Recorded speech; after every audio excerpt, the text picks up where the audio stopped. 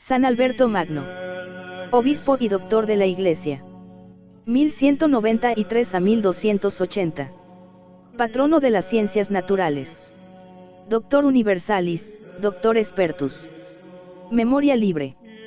15 de noviembre. Su vida tiene poco que contar.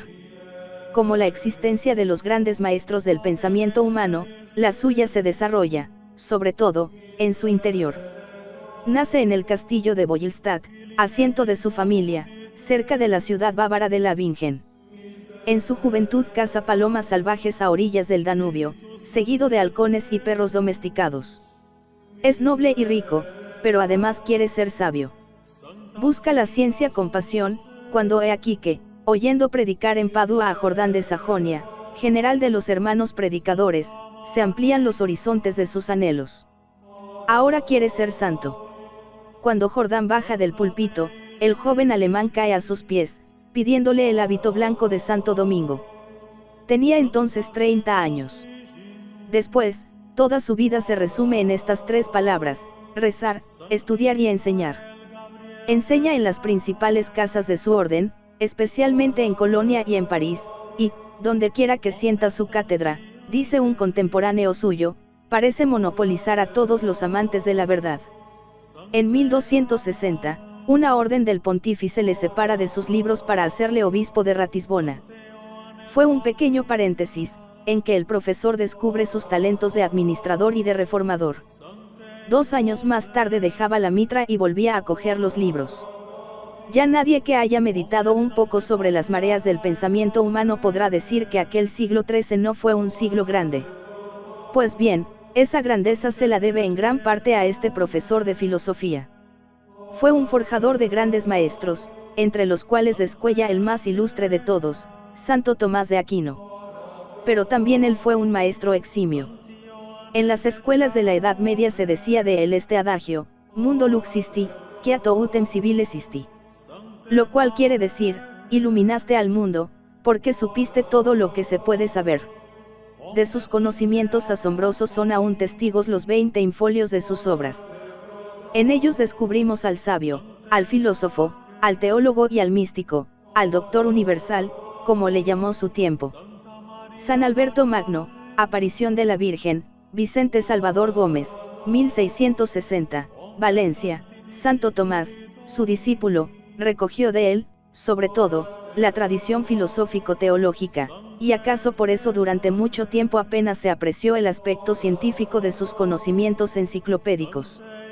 Los sabios de nuestro tiempo han observado con admiración la seguridad con que Alberto establece el principio de la autonomía de la ciencia. Toda conclusión lógica, son sus palabras, que se encuentre en contradicción con el testimonio de los sentidos, es rechazada. Un principio que no se armoniza con los datos experimentales no es, en realidad, un principio, sino un error de principio. No contento con establecer las leyes de la investigación, Alberto se esfuerza por recoger todos los frutos de la experiencia antigua, atesorados en Aristóteles, Avicena y Nicolás de Damasco, madurándolos y aumentándolos con su propia experiencia. Como es natural, acepta muchas ilusiones científicas de sus contemporáneos, pero destruye otras valiente y decididamente. Cultiva la observación directa, amplía las consideraciones aristotélicas sobre la esfericidad de la Tierra, explica la Vía Láctea como una multitud de estrellas, habla de los antípodas, y determina las horas del día y el ritmo de las estaciones para cada sección del globo, explica la formación de las montañas por la erosión, nos ofrece en uno de sus libros el germen de la descripción de la Tierra, tiene sus laboratorios, hace interesantes experiencias químicas, formula teorías audaces, es un hábil destilador, conoce el uso del agua fuerte y del arsénico, y separa en el crisol los metales preciosos de las materias impuras. Pero si es un cultivador apasionado de las ciencias naturales, en el dominio de las ideas se le puede considerar como el primero que ha separado con precisión el campo de la filosofía del de la teología. Es incomprensible cómo se ha llegado a hacer de Lutero y de Descartes los libertadores del pensamiento, y a Alberto Magno el jefe de los obscurantistas de la Edad Media. Es, precisamente, todo lo contrario. Si hay una filosofía moderna, es gracias a aquellos pensadores medievales, que con una obstinación prudente y reflexiva llegaron a constituir un dominio en que el pensamiento es independiente y a reconquistar para la razón los derechos a los cuales parecía haber renunciado. En este aspecto, Alberto Magno es infinitamente más moderno que Lutero y Calvino, moderno por su amor a la verdad, por las ardientes aspiraciones de toda su alma, por su intuición profunda de la interdependencia de todos los órdenes del conocimiento, por su doctrina de la armonía preestablecida entre los descubrimientos de la razón y la fe, entre la ciencia y la revelación, entre la voluntad y la gracia, entre la Iglesia y el Estado. Pero no busca esta concordia por la vía del platonismo, como había hecho poco antes San Anselmo, siguiendo la tradición agustiniana, sino que, contra la corriente general de las escuelas de su tiempo, adivina que puede encontrarse más riqueza asimilable, más verdad adquirida, más equilibrio total en el sistema aristotélico, menos brillante tal vez, pero más prudente y más seguro. Su mérito principal consiste en haber visto antes que nadie el enorme valor que la filosofía de Aristóteles podía tener para el dogma cristiano. Al apoderarse de él para levantar sobre sus principios fundamentales una construcción teológica, originaba una verdadera revolución en las escuelas de su tiempo. Santo Tomás perfeccionará su idea, pero él es el iniciador, él reúne los materiales y planea la construcción, que levantará el genio sintético del discípulo. Sin la formidable y fecunda labor de Alberto Magno, apenas podemos concebir la Suma Teológica. Sin embargo, aun en su aspecto filosófico, la obra de San Alberto no es una simple resurrección histórica del Estagirita. Es el filósofo griego traducido en cristiano, corregido, enriquecido, iluminado por las claridades de la fe. Le estudia, le interpreta, le discute con una admirable libertad de espíritu. Su finalidad, según su propia expresión, es hacer inteligibles a los latinos todas las partes de la filosofía aristotélica, monopolizada hasta entonces por los griegos y por sus discípulos los judíos y los musulmanes, pero, al pasar a través de su inteligencia, esa filosofía viene con una vida nueva, con un calor de cristianismo, con un aire occidental y con una fuerza conquistadora que parecía haber perdido para siempre.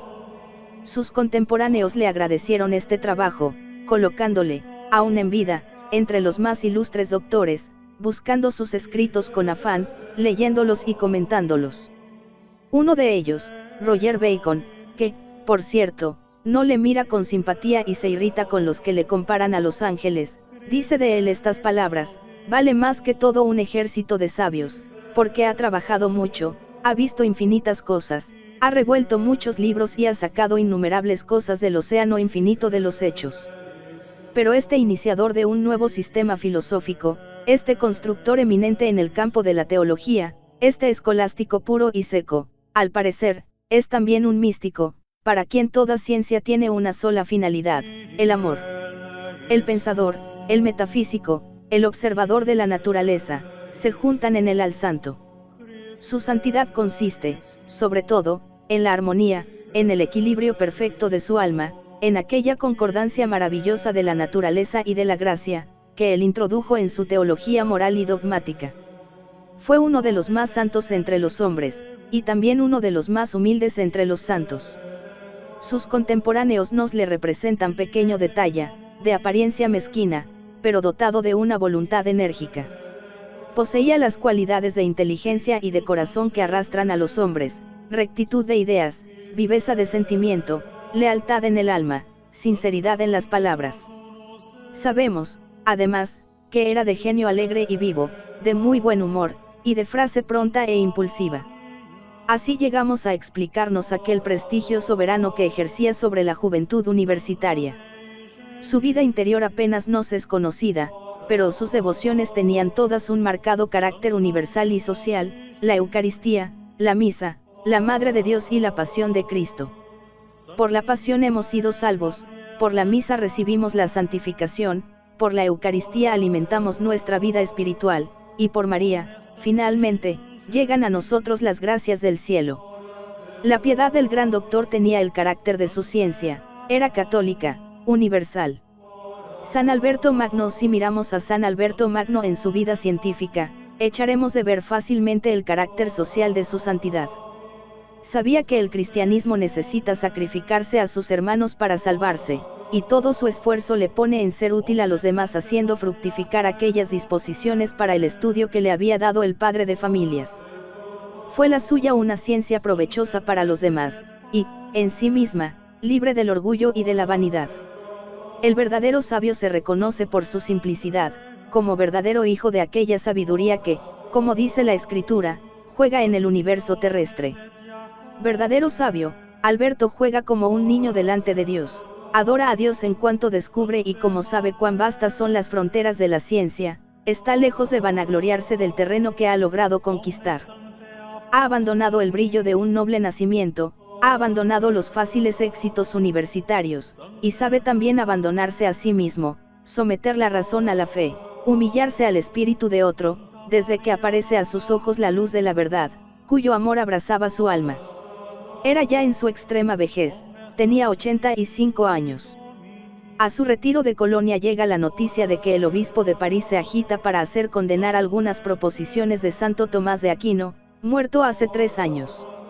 Es el momento en que se le reconoce como el gigante de la ciencia de su tiempo. Los estudiantes de París se llenaron de admiración al ver que el viejo filósofo se acercaba a marchas forzadas para tomar parte en la contienda.